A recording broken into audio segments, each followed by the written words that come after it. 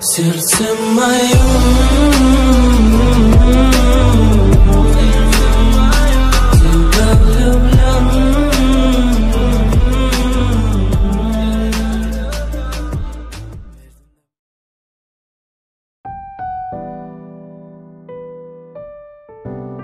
Wanita berhati dingin.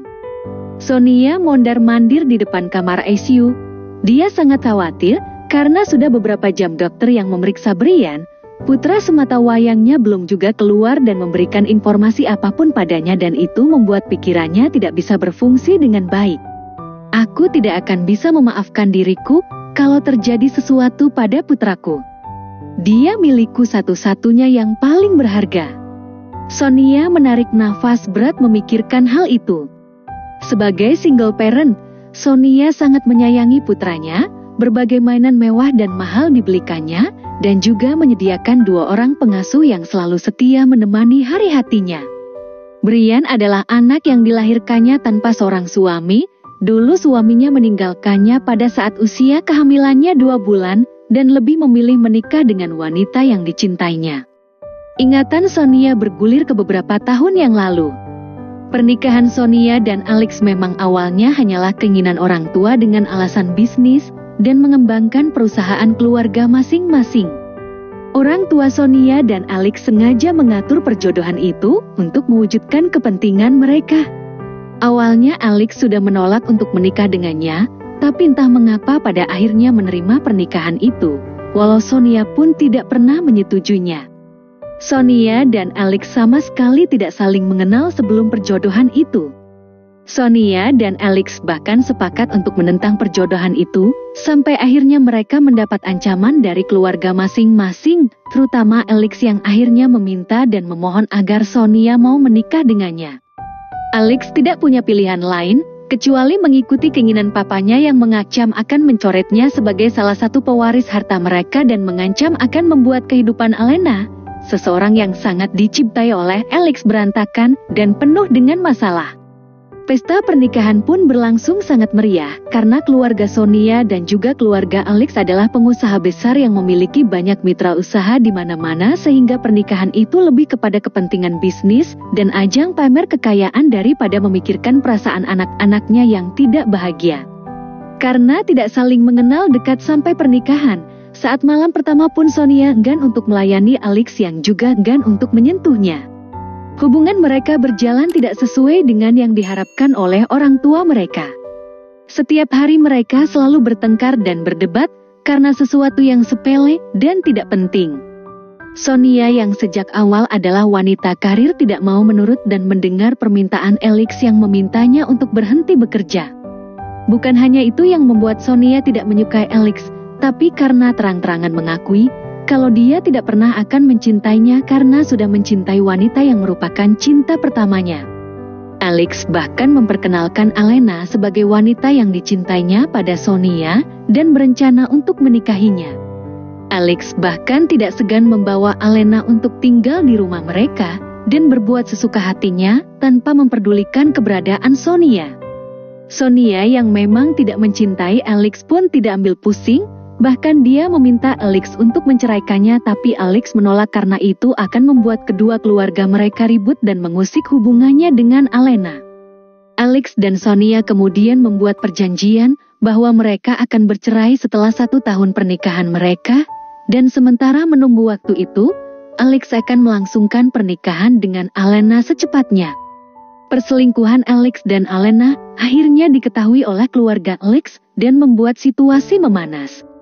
Alex akhirnya dipaksa untuk meninggalkan Alena untuk selamanya.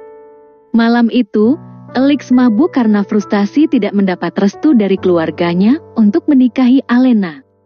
Sonia membantu Alex masuk ke kamarnya, tapi hal itu justru merupakan bencana untuknya karena malam itu Alex memaksa untuk melayani nafsunya.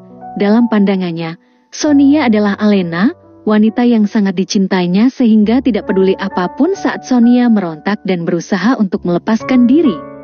Alex akhirnya berhasil meniduri Sonia dan sangat terkejut saat pagi hari terbangun menemukan dirinya telanjang bulat dengan Sonia yang menangis di sudut ruangan dengan penampilan kacau.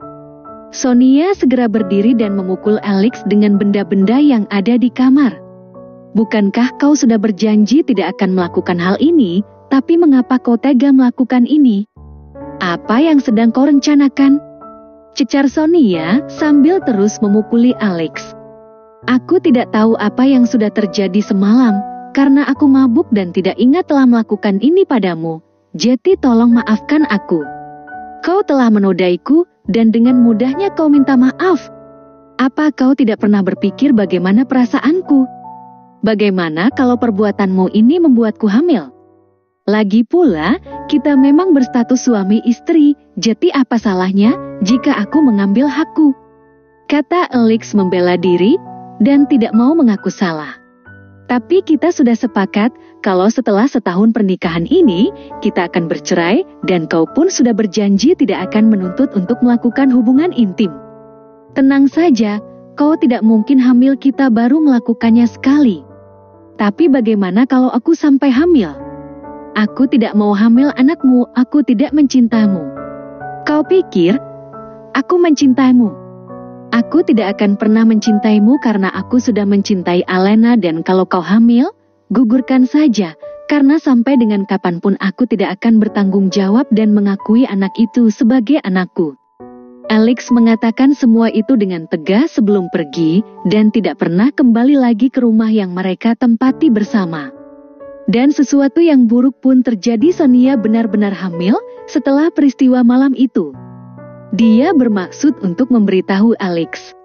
Sonia mendapat informasi kalau hari itu Alex akan melakukan pernikahan dengan Alena. Sonia bergegas ke tempat akad nikah itu dilangsungkan, tapi terlambat karena ijab kabul sudah diucapkan dan doa pernikahan pun sudah dibacakan. Sonia hanya menangis dan tidak menyampaikan informasi apapun kepada Alex. Alex bahkan tidak tahu kalau saat itu Sonia sedang menyaksikan pernikahannya dengan perasaan hancur. Perceraian mereka pun berlangsung lebih cepat dari waktu yang telah mereka tentukan.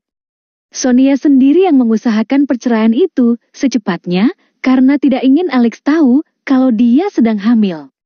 Sonia juga tidak ingin mempunyai hubungan lebih lama lagi dengan laki-laki yang sama sekali tidak akan bertanggung jawab dengan perbuatannya. Awalnya Sonia pun berencana untuk menggugurkan kandungannya dengan mengkonsumsi obat-obatan keras, tapi tidak jadi dilakukannya karena mendadak hatinya tergugah dan tidak ingin menyakiti janin yang ada di dalam rahimnya. Untuk menghilangkan kecurigaan Alex padanya, Sonia memilih untuk pindah dan tinggal di luar negeri dan tinggal di sana sampai melahirkan. Dia baru kembali ke Indonesia setelah Brian berusia 1 tahun. Sonia kembali dan menjadi direktur utama di perusahaan papanya. Perusahaan yang dipimpin Sonia berkembang sangat baik dan menjadi salah satu perusahaan besar yang memiliki banyak anak perusahaan. Sonia yang masih menyimpan dendam, sakit hati dan trauma dengan pernikahannya dengan Alex membuat sikapnya sangat arogan, sinis dan tertutup pada laki-laki. Banyak yang mencoba mendekatinya, tetapi ditanggapi dengan sinis, sehingga oleh rekan-rekan bisnisnya Sonia diberi julukan sebagai wanita berhati dingin. Sonia segera menghapus air matanya ketika pintu ruangan ICU terbuka dan dokter yang memeriksa Brian keluar. Bagaimana dok keadaan putraku? Apa dia baik-baik saja? Keadaan Brian sudah mendingan, tadi sempat drop dan kehilangan kesadaran beberapa jam, tapi untung Brian berhasil melewati masa kritisnya. Apa keadaan putraku parah? Brian itu ada gangguan dengan jantungnya, jadi setiap dia mengalami tekanan yang berat, maka fungsi jantungnya pasti akan terganggu dan itu membuatnya akan drop dan bisa saja kritis. Brian memang mengalami sedikit gangguan dengan jantung sejak lahir. Kata dokter itu mungkin pengaruh dari obat-obatan keras yang diminum saat hamil muda dulu dan Sonia pun mengakui kalau di awal kehamilannya dia memang berusaha untuk menggugurkan kandungannya dengan mengkonsumsi obat-obatan terlarang dan sekarang dia menyesalinya karena semua itu berdampak pada jantung Brian yang tidak berfungsi secara normal. Mencari Akmar.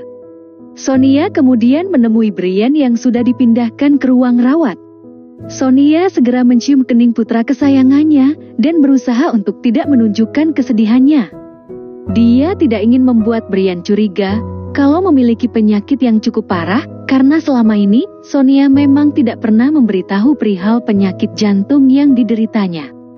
Sonia setelah berdalih dengan berbagai alasan agar Brian tidak tahu perihal penyakitnya. "Mama, aku sakit apa?" tanya Brian mencari tahu penyakitnya karena dokter tidak mau memberitahunya.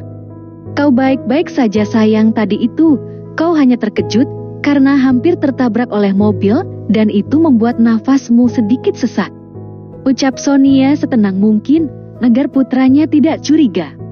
Brian mengedarkan pandangannya ke seluruh ruangan, dia seperti sedang mencari seseorang. "Om Akmar mana?" Brian tidak melihatnya di ruangan ini.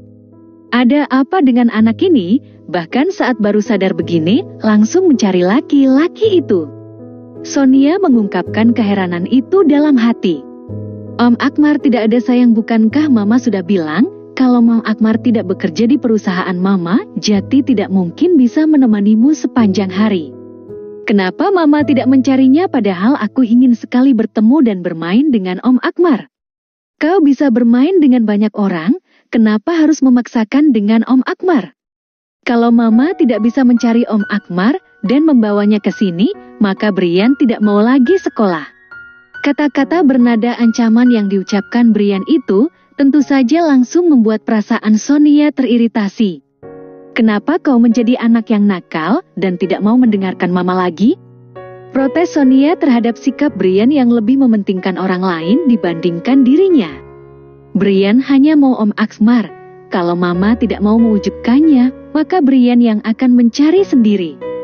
Brian mencoba untuk bangun Sonia segera menahan tubuh putranya agar tetap tidur. "Apa yang telah dilakukan laki-laki itu padamu, hingga kau sangat menyukainya, dan tidak mau lagi mendengarkan kata-kata Mama?"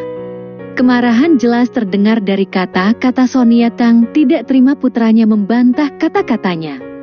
Om Akmar sangat baik dan menyayangi Brian. Dia tidak marah sedikit pun, walaupun Brian marah-marah padanya. Tapi Om Akmar tidak ada di sini, dan Mama pun tidak tahu kemana harus mencarinya. Mama punya banyak orang suruhan, masa mencari Om Akmar saja tidak bisa?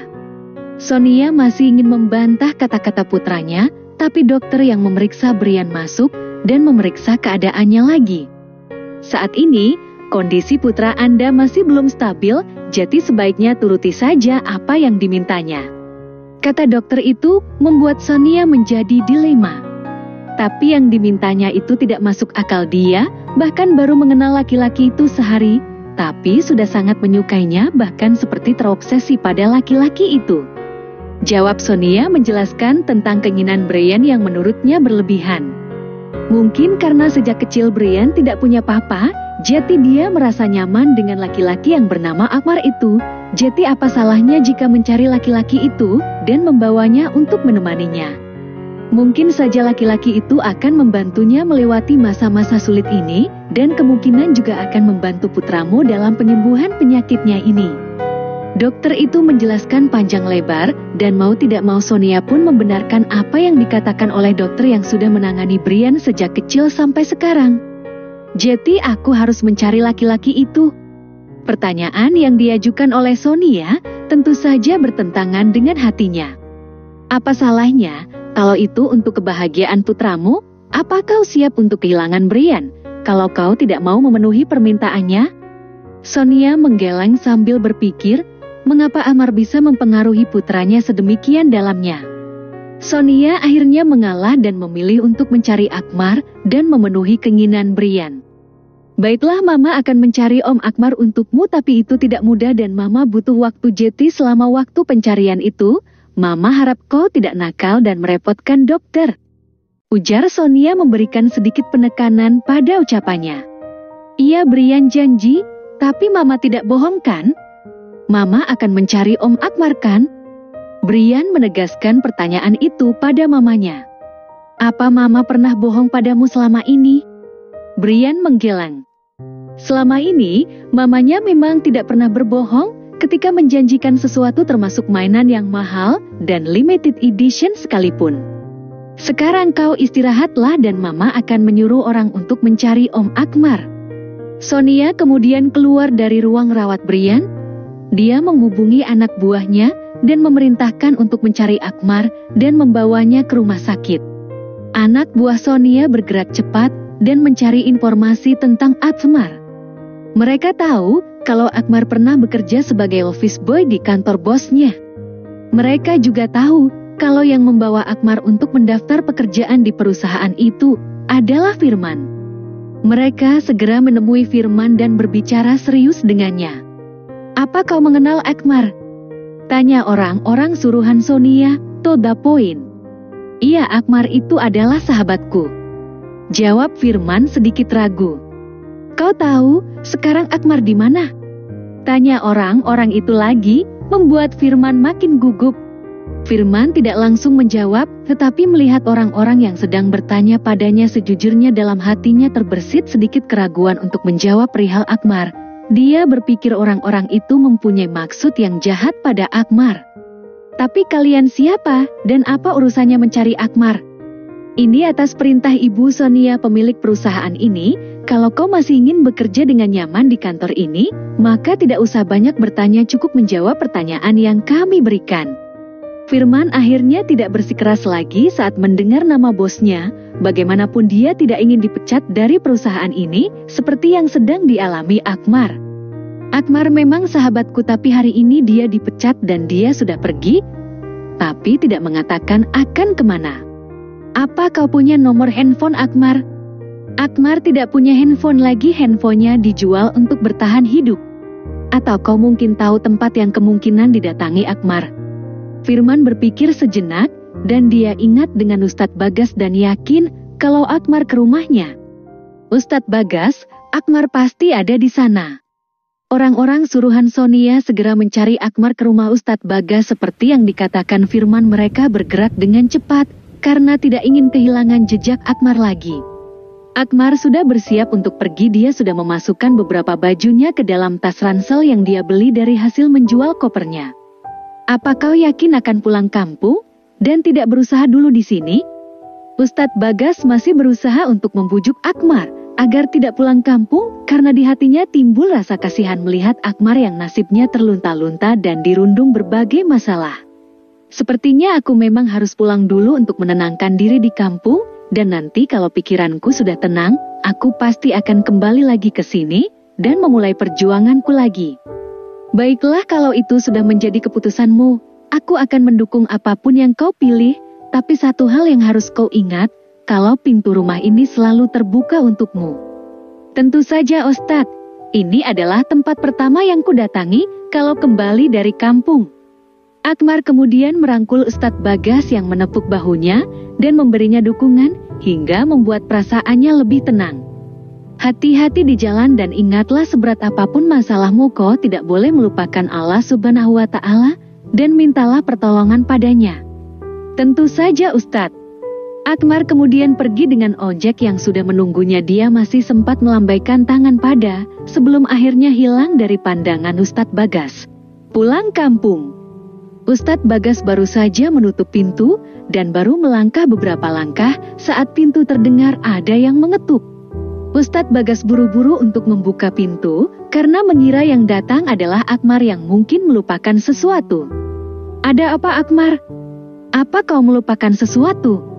Ustadz Bagas sudah melontarkan pertanyaan, namun rupanya bukanlah Akmar yang mengetuk pintu, tetapi beberapa orang-orang laki-laki bertubuh kekar, dan itu membuatnya cukup terkejut. Sejenak Ustadz Bagas melihat mereka secara bergantian. Dia mencoba mengingat siapa tahu mereka adalah teman atau setidaknya mengenal mereka, tapi setelah berpikir beberapa saat dia bisa memastikan mereka adalah orang-orang asing. "Kalian siapa? Ada urusan apa di sini? Kalian mencari siapa?" Itulah beberapa pertanyaan yang langsung ditanyakan oleh Ustadz Bagas pada rombongan laki-laki kekar itu.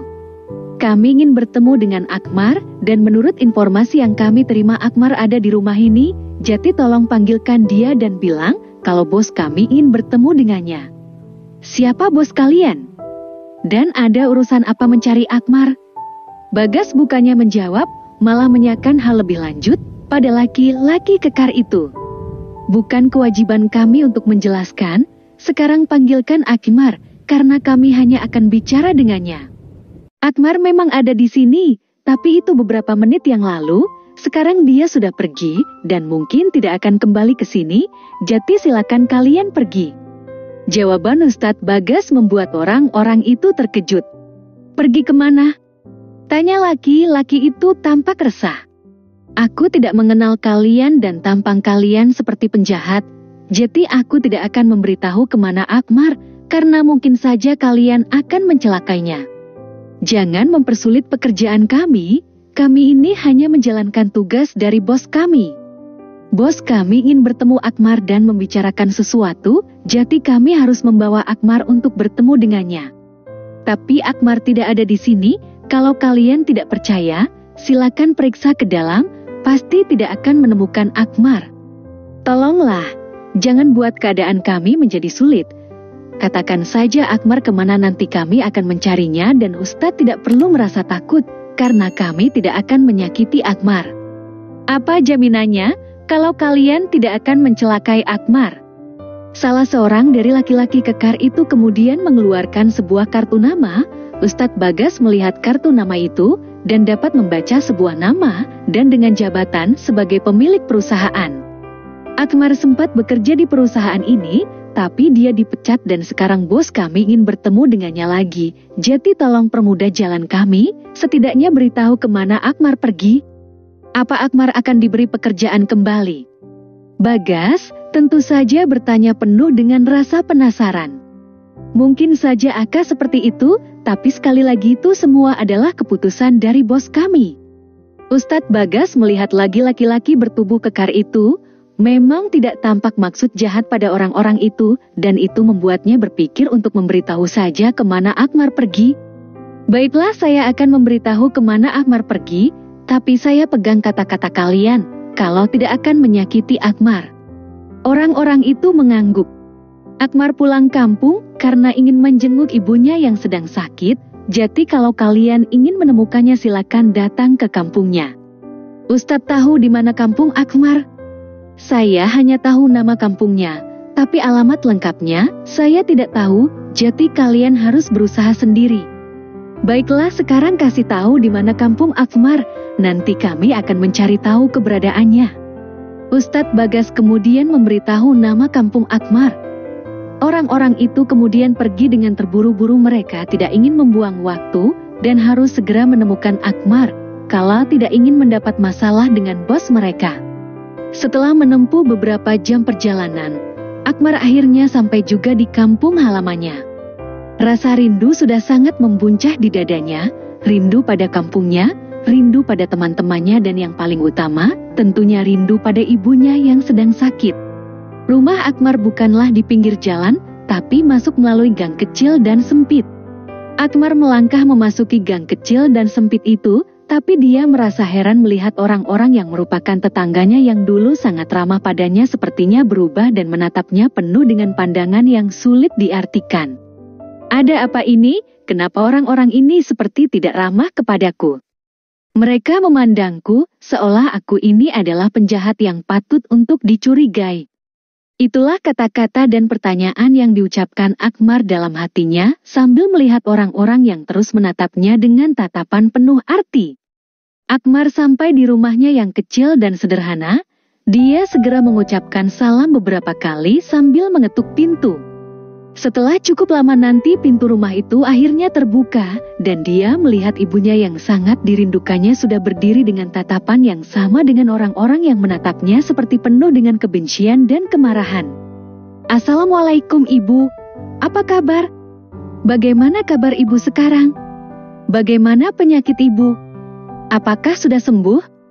Akmar melontarkan banyak pertanyaan pada ibunya yang tampak tidak bersahabat padanya.